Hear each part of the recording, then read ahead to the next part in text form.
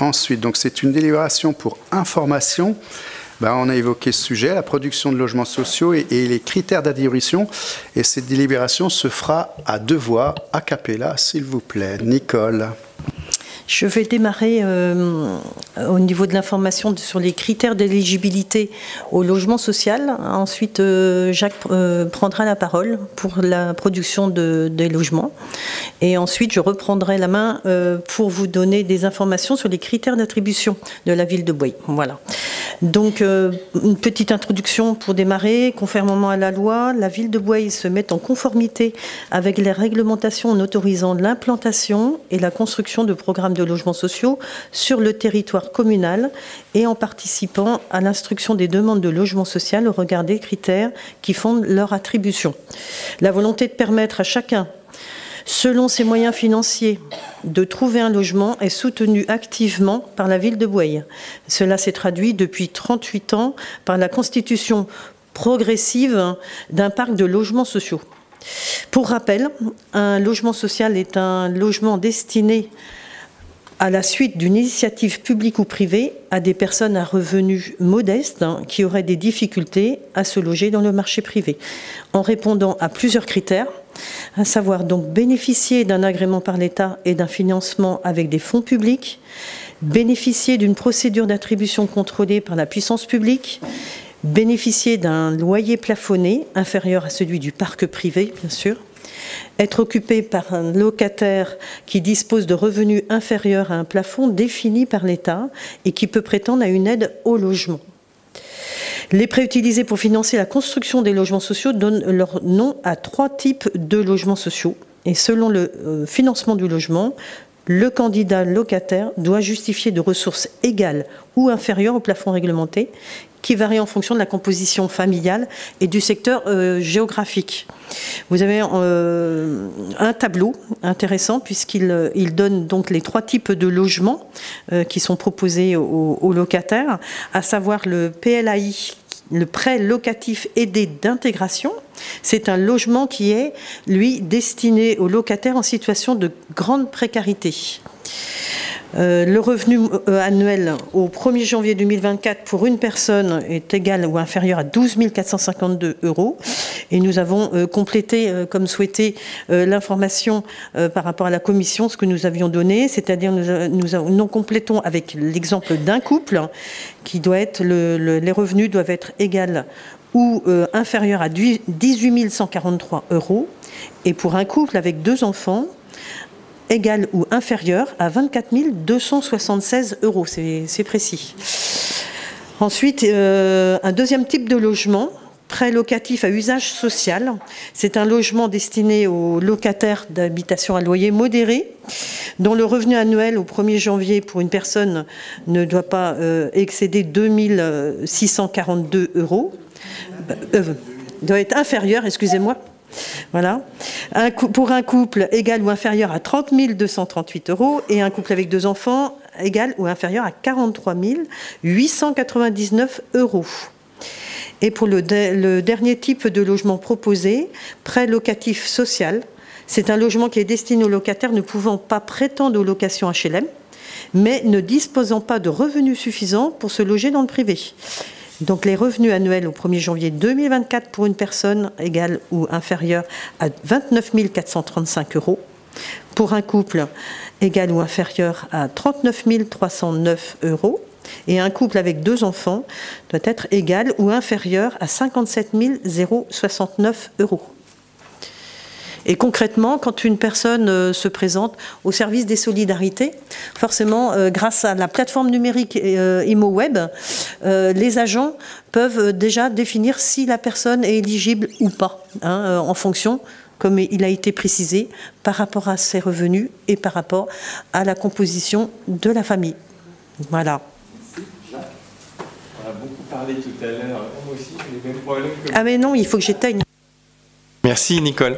On a beaucoup parlé tout à l'heure de la production de logements et c'est vrai que là c'est plutôt la DATU qui suit ça, alors que Nicole elle est avec son service solidarité pour tout ce qui est attribution.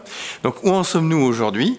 Nous avons au 1er janvier, on raisonne en année civile, 511 logements sociaux qui sont habités et qui ont été produits depuis 38 ans, depuis 1986. Les premiers logements sociaux, c'est sur la rue du 8 mai, en face de la résidence Bel Air. Donc il y a 34 programmes différents pour ces 511 logements. Nous avons un taux, on va même le corriger, vous voyez, il est même meilleur que là, et on a mis 14, on est presque à 15%.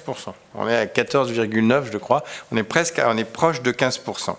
Mais là, vous savez que l'objectif qui est fixé par la loi pour notre commune, c'est 25% d'ici 2025, donc on rassure tout le monde, nous n'allons pas atteindre ce taux, ça serait faire des ghettos, et ce n'est pas du tout l'objet de la mixité sociale. Donc on prendra le temps qu'il faut, et nous avons bien entendu des pénalités qui sont quand même importantes au niveau du budget, d'où les efforts que nous faisons régulièrement pour éviter le maximum de ces pénalités. Alors, nous avons aujourd'hui 4 bailleurs sociaux. Aujourd'hui, parce que si le projet de Gambetta se fait, ça fera le 5e, puisqu'il est bailleur social. Mais aujourd'hui, il n'y en a que 4. Nous avons principalement la Nantaise d'habitation, avec 299 logements, c'est-à-dire 58% du parc social. C'est une position assez dominante quand même dans notre parc. Ensuite, Atlantique Habitation, qui est adossé à des prêts du Crédit Mutuel, 146 logements, c'est 29% du parc social. Aiguillon Construction, depuis quelques temps, il y a plusieurs programmes sur Bouaye, 37 logements, 7%. Et puis CDC Habitat, 29 logements, soit 6% du parc social. Donc on va dire 2 principaux, la Nantaise et Atlantique Habitation, et 2 beaucoup plus modestes. Il vous manque un bout, là aussi, il y a un petit bout qui a été caviardé au moment de la photocopie. Il vous manque une petite phrase, parce que après j'avais regardé l'ancienneté de la production pour voir justement, c'est intéressant de voir si on a un parc ancien qui va nécessiter de rentrer dans des programmes de rénovation ou un parc récent. Bon, on le rajoutera dans le compte rendu, il y a 2 phrases qu'on a dû sauter. Donc sur l'ancienneté, non, parce que non, je réaffirme ce que je viens de dire, chers collègues, je connais ma délibération par cœur. Il manque 2 phrases que j'avais produites, qui sont là, mais c'est pas grave, on les rajoutera, ne vous inquiétez pas. Donc ce que je voulais vous dire, c'est qu'il y a une phrase qui parle de l'ancienneté, voilà, qui dit « Le parc social est relativement récent à Bouaye. Il se répartit de la façon suivante ». Là, vous avez une phrase qui vous a manqué, c'est qu'on a parlé du démarrage en 1986. Et si j'ai regardé de 86 à 2003, ça vous fait 110 logements, c'est ça qui vous manque, qui ont plus de 20 ans. Ça représente 21,5%. Donc, on va dire 1/5 de nos logements. De 2004 à 2013, 155 logements qui ont entre 20 et 10 ans. Alors là, vous l'avez sur la délibération, en haut de la page, 30%. Et puis, depuis 2014, c'est-à-dire depuis 10 ans, 246 logements qui ont donc moins de 10 ans, c'est-à-dire 48%, presque la moitié de notre parc a moins de 10 ans. C'est pour ça qu'on peut le caractériser de récent et que nous n'avons pas encore, nous ne rentrons pas encore dans le cycle des réhabilitations et autres, et qu'on a des logements qui sont assez économes sur le plan thermique. Ça, c'est intéressant aussi pour la planète, mais aussi pour les locataires, parce qu'ils ont des factures d'énergie qui sont peu élevées. Vous avez ensuite dans la délibération un schéma, je ne vais pas le commenter, puis il y a la typologie. Le schéma, c'est la croissance du parc, et la typologie quand même intéressante. En très petits logements, T1 et T1 bis, on en fait très peu, il y a 5%. Ce qui est le plus demandé, c'est les T2 et les T3. Nous en avons 35% en T2 et 35% en T3. Les T4, déjà une famille un petit peu plus importante, 22%. Et quant au T5, nous en avons très peu pour les plus grandes familles, 3%. Et nous n'avons pas de T6. Voilà pour la photographie un petit peu résumée. Et je pense qu'en commission, il a été souligné que c'était intéressant de faire le point, parce que j'avais pas l'occasion de l'avoir fait depuis très longtemps. C'est effectivement très intéressant. Je voudrais remercier Nicole qui a rajouté la dernière ligne suite à la... C'est pas fini. Elle va encore parler. C'est Perveillé, c'est pas terminé. Ah, je crois que c'est M. Garot. Non, c'est pas terminé. Vous n'avez pas entendu. Voilà. Et puis, je vais rappeler quand même... Je n'ai pas fini de parler. Je vais rappeler une règle. Je vais rappeler une règle. Avant les prises de micro, vous demandez la prise de micro. C'est une question de politesse. Et donc, je vais être obligé de faire appliquer le règlement intérieur. Donc, on n'interrompt pas les gens. Si vous voulez une prise de parole, vous me la demandez et je la donne volontiers. Je rappelle cette règle. Nicole, je t'en prie. Oui, concernant maintenant le volet attribution des logements, de l'attribution de la ville de Bouaye au logement social. Voilà, plus exactement. Quelques chiffres d'abord, à savoir, il y a une progression assez importante de demandes de logements sur notre commune. En 2022, nous avions 233 demandes. En 2023, nous en avions 326, dont environ 200 Bosséens. Et là, j'ai un chiffre complémentaire, à savoir tout récent, puisque au 19 septembre de cette année, donc nous n'avons pas encore terminé l'année, hein, nous avons encore 3 mois, nous avons 191 ménages bosséens, je dis bien bosséens, hein, qui demandent un logement social à Bouaye. Mais quel que soit le rang de la commune de Bouaye au regard des autres communes, je veux dire par là, il y a des choix, hein, les gens émettent des choix, donc, et ce n'est pas forcément un premier choix. Hein, voilà, hein, faut être. Ça, la source, c'est le Créa Ouest hein, qui nous l'a communiqué. C'est le gestionnaire et l'animateur des logements sociaux sur le département. Voilà, tout simplement. Donc voilà.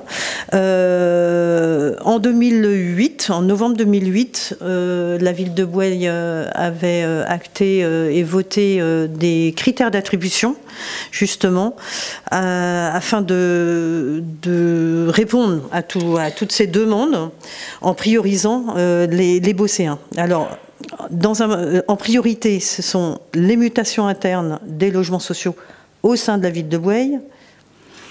Deuxièmement, habitants de la commune, mais hors logements sociaux. En troisièmement, les usagers ayant une activité professionnelle sur la commune. Quatrièmement, ancienneté de la demande. Et cinquièmement, motivation de la demande. Sachant que la motivation de la demande entre en ligne de compte, bien entendu, tout ce qui est urgent.